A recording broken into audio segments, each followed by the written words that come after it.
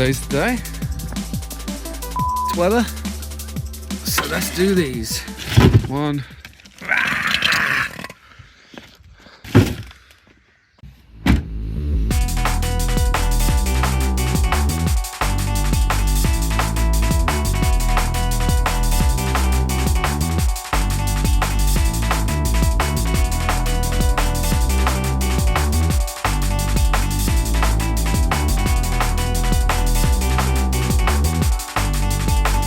Here's a fun game for you. See if you can guess what's under there. There you go, that's what you get. Bino gave me some spare bolts and I've wire brushed them up. So it all looks good. That's the old ones. Right, here we go.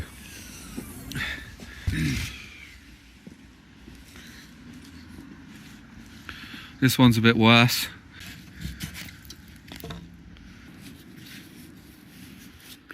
Yeah, I'm going to use wet and dry here. Do the best I can. Maybe rust converter, wet and dry again, and some grease. See if I can get some more life out of them because they're not leaking.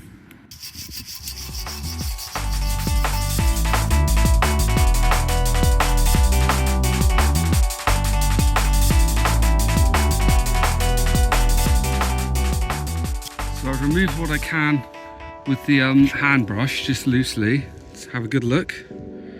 Now I think I'm going to try going in with the drill.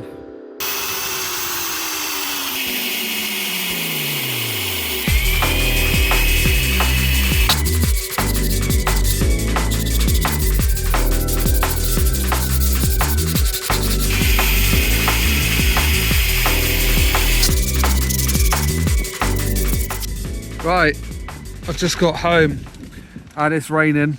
The wind's blowing like crazy and I've still got sanding to do. I had to go and do some family things, so picking up kids and all that. So yeah, no more power tools. I've got to use sandpaper to finish up. We're not going down to bare metal everywhere. I'm just gonna do what I can, let the rust converter do the rest. I'm just using this as a cover for the rain. It's a bit leaky. I've got a nice big rusty hole there. Let's get to it. Honestly, the wind is blowing like crazy. It's raining. I'm not enjoying this at all. But this is what life is like when you don't have a garage, eh? I'm going to turn the camera off and absolutely go for it for the last 20 minutes. Right, I'm happy with that. I mean, I'm not happy with that. I would rather go further, but let's be realistic. These bits are good. I'm happy with that. The seals I can make last a bit longer. Flatten this off, grease it up, and that will stop the chafing with the rubber inside and hopefully make them last a bit longer.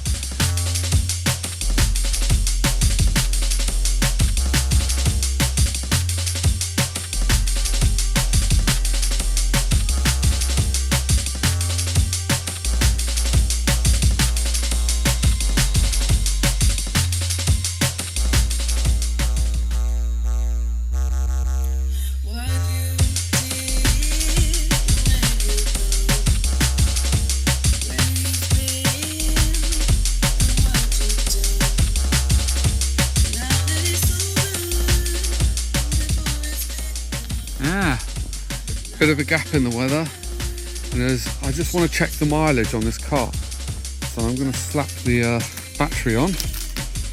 Hopefully this won't take the paint with it. Yeah, he's alright.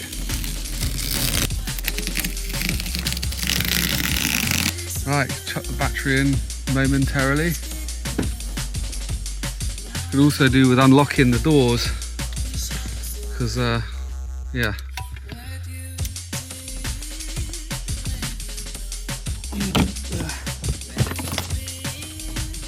Alive.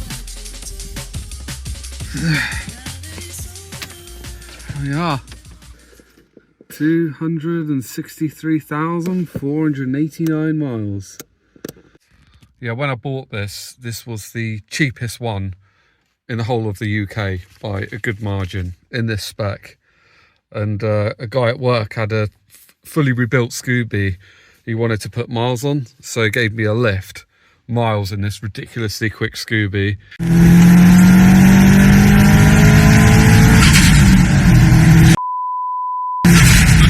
And this is a photo of what it looked like, the original ad.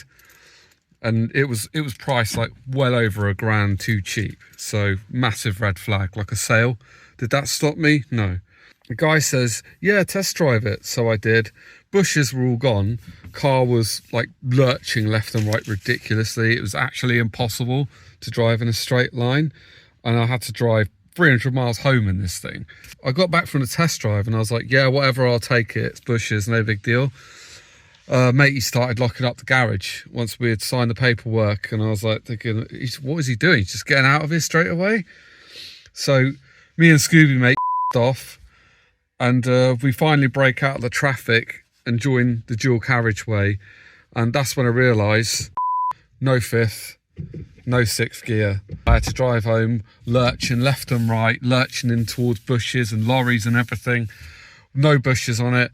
And no fifth and sixth gear, so probably sitting around about 3,500 RPM at like 70 miles an hour, maybe more. It wasn't a comfortable ride home at all. I had a massive headache from the stress. And to be honest with you, the headache didn't end there, because this car has eaten 2 turbos. It's been the cause of many arguments and many difficult financial situations. To be honest with you, it's been a piece of shit. But here we are, fixing it up. Right, so the delivery man's been. Let's go and see what he's got for me. Yeah, the paint's all dry on these. Not too bad, huh? Looking lovely.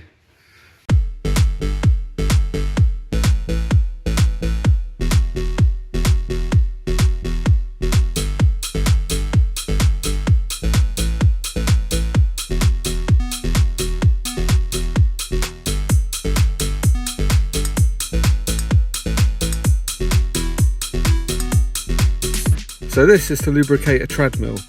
I spilt some of it on the cupboard floor, and I'm telling you, the thing is still so slippery. I've washed it with soapy water, everything, and it's still ridiculous. It's like walking on ice as soon as you go in there. So I'm going to use this to lube up the shocks.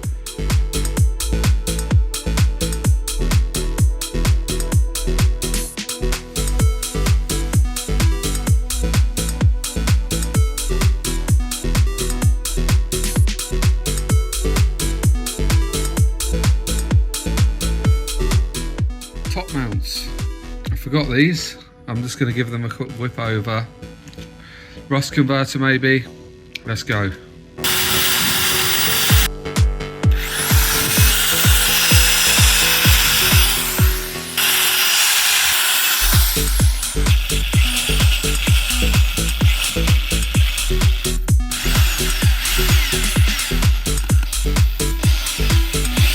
What I'm going to do now is clean them and put some rust converter in places.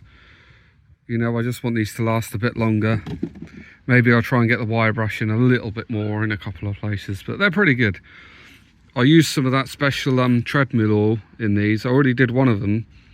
Yeah, that one isn't done, but this one, wow, so smooth. That stuff is amazing, I'm telling you now. And look at that, huh? I mean, just to put this in perspective for you, these shocks and these top mounts came off that. If you want to buy these shocks new, these exact ones, you're talking £320 or more for one shock, right? These are so smooth now, and they've been oiled, and there's Vaseline on the seals. The seals look in really good condition. You never know, these shocks could last a lot longer, you know?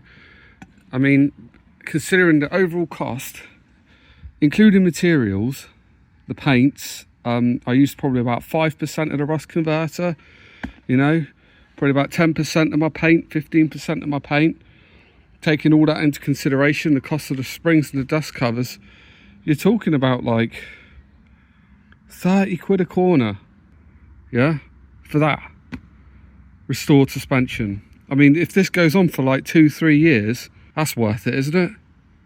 You know, let's see how long they last. These are next. State of them. So yeah, we're gonna have fun here, aren't we? I mean, to be fair, they have done 262,000 miles, was it? this whole YouTube thing, you know, I'm just uploading, having a laugh, and just, I'll be doing this anyway. I've just decided to film the whole kind of journey and share it with you guys. But like most people go for clickbait kind of things and thumbnails, and I never once thought to mention that this is an ex-taxi that's done 263,000 miles, and it was the cheapest one in the country when I bought it. Because that actually makes the whole thing a lot more interesting, really, doesn't it? Driveway restoration of an old taxi. Obviously I did this, I did aftermarket suspension and ruined it. It was like driving on a cloud before, and then I put the stupid lowering springs on it. Yeah, it looked nice. I had these ultralight wheels, and yeah, it did look really cool, but it was a horrendous ride, absolutely ridiculous. And I went through these things like nobody's business. So yeah, I should have left it the way it was, and that's why it's going back to standard, because it's actually a really nice, comfortable ride on this standard setup. So yeah, I'm going to leave it there, guys. Hope you all have a good one. Thanks for watching. See you around.